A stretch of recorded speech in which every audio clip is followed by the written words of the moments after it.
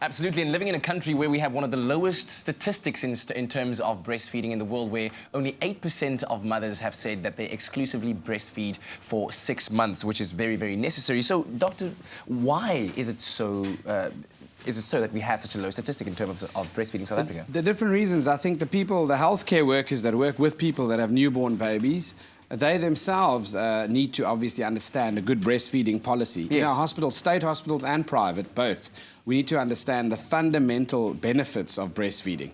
If that's not going to happen, then you're not going to manage to convince a tired, worn-out, really exhausted mom to actually give it a bash. You must face it, when you've been through the process with someone, it's not an easy task. So there's pain involved, the nipples crack, there's a lot of pain involved. Okay. You're exhausted, you've got to wake up intermittently, on demand, etc.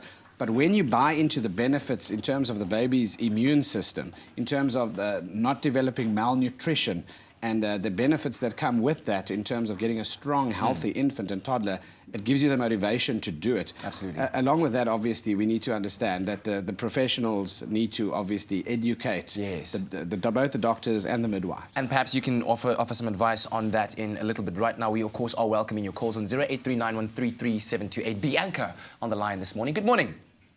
Good morning. Thank you so much for your call. What is your question or your comment? Dr. Darren Green, you see, when I gave birth to my daughter, I had a bit of a problem with my breasts.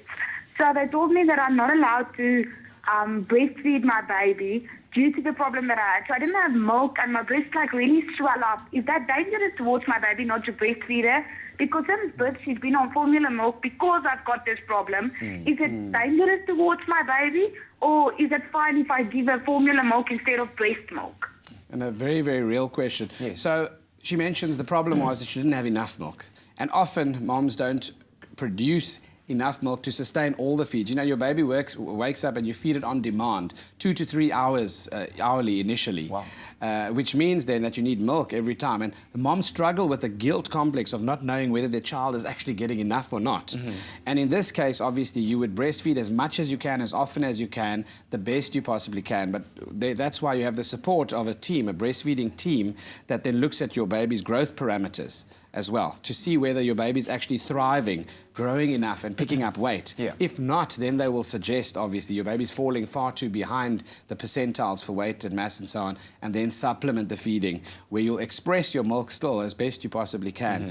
You know, breastfeeding, even if it's for 2 months, is better than no breastfeeding at all. The health benefits have been proven in studies. Even you know, the shortest possible time you can do it is the best. Absolutely. But there are other factors that also limit certain women's ability to breastfeed.